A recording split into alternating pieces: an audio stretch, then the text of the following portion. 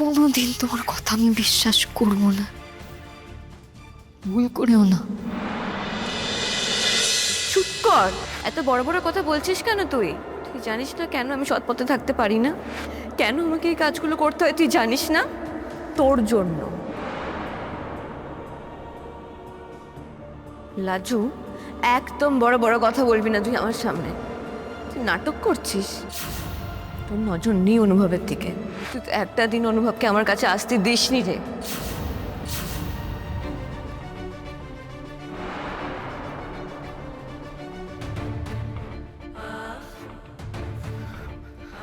তোর সংসারটাকে সত্যি একেবারে ভেঙে গেল আমার জন্য। আমি কি তার জন্য দায়ী? তুমি কেন তোমার কথা মেনে নিয়ে ও বাড়িতে ফিরে গেল? আমার তো কিছু প্রমাণ করার দায় ছিল না, আমি তো অন্য জায়গা খুঁজছিলাম। মহাদা দিদির কথা শোনা আমার একদম উচিত হয়নি। আমি আমি কি করে বনলতা দিদিকে বিশ্বাস করলুম? বোকা আমি, আমি বোকা বোকা বোকা বোকা বোকা আমি একেবারে বোকা। প্রত্যেকবার আমাকে মিথ্যে কথা বললো, ওর সংসার বাঁচানোর নামে মিথ্যে কথা বললো, আর প্রত্যেকবার আমি ওর মিথ্যেগুলো সত্যি বলে মেনে নিলাম।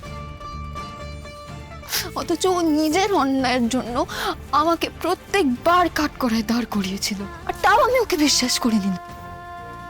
কি করে আমি বারবার এত বোকা কি করে হয়ে যাই? একটা মানুষ এত বোকা কি করে হতে পারে?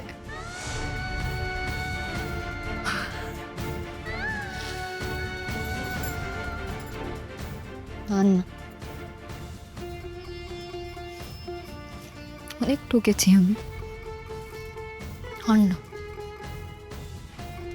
তোমার কথা আমি আর বিশ্বাস করবো না বনলতা দিদি।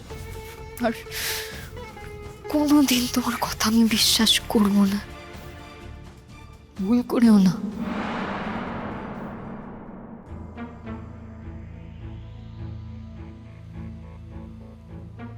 কি হয়ে গেল বলো তো এসব? কি হয়ে গেল? আমি আমি না ভাবতে পারছি না, এই ঘটনাগুলো ঘটলো না আমি দুঃস্বপ্ন দেখছি। আমার তো এখন মনে হয় ওই বনলতা এই বাড়িতে আসার পর থেকেই পুরোটা দুঃস্বপ্ন। আমি তো ভাবতেই পারছি না যে এত বড় একটা মিথ্যে কথা তাও এত দিন ধরে বনলতা চালিয়ে গেল, আর আমরা কেউ কিচ্ছু বুঝতে পারলাম না। এতটাই বোকা আমরা। আমরা বোকা নই কিঙ্কিনি, আমরা সিম্পল।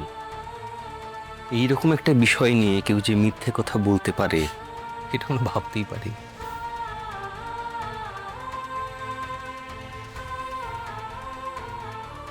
আর সব থেকে দুর্ভাগ্যের কথা কি জানো, আমরা ওর অতিরিক্ত ভালো মানুষ। আমাদের একজন বারবার ঠকিয়েছে আর আমরা বারবার ঠকেছি। না না, এটা এক্সট্রিম। এতগুলো ওই মানুষের ইমোশনের সাথে কিভাবে ছিনিমিনি খেললো? হ্যাঁ, ও কি আদৌ বুঝলো?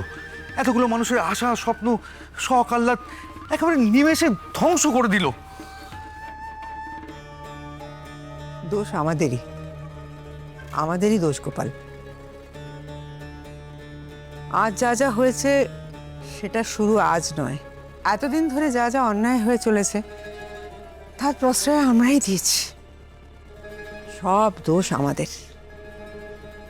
কোনটা অন্যায় মা? কি দোষ করেছি আমরা? হ্যাঁ, আমরা কি এমন অপরাধ করেছি যে আমাদেরকে এইভাবে ঠকতে হলো?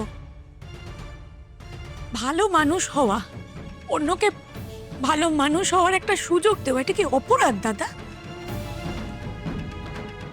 আমার মনে হয় মাই না এক্ষেত্রে একমাত্র ঠিক কথা বলেছেন শ্রী। বনলতা তো বারবার তার কাজকর্মের মধ্যে দিয়ে তার আসল চরিত্রটা আমাদের সামনে প্রকাশ করেছে। হয় আমরা বুঝিনি বা বুঝতে চাইনি, বারবার ওকে ক্ষমা করেছি, বারবার। এই যে বাড়ির গয়না চুরি করে সে তার প্রেমিককে টাকা দিল, এটা ধরা পড়বার পরও আমরা কি কোনো ব্যবস্থা নিয়েছি? তাকে মাফ করে দিয়েছি। সে বলল যে লাজু নাকি চুরি করেছে, সেটা যে মিথ্যে প্রমাণ হলো, তারপরেও কিন্তু তার বিরুদ্ধে আমরা কোনো ব্যবস্থা নিইনি।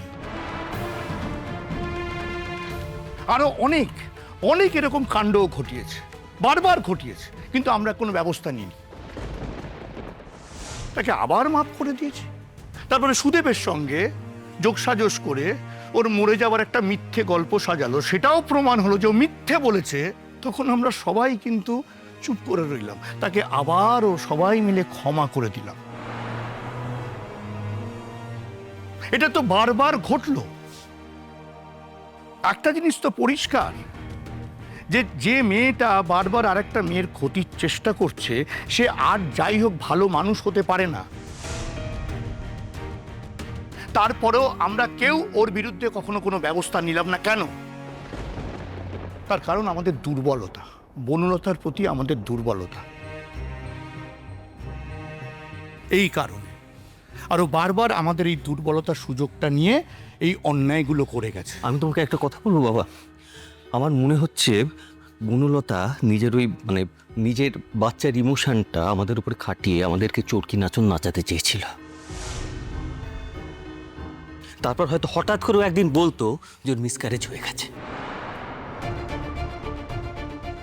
কাম্মা, ও কাম্মা, কাম্মা তুমি একবার ভাবো তো, বনলতার এই প্ল্যানটা যদি সাকসেসফুল হয়ে যেত তাহলে কৃষ্ণর কি হতো?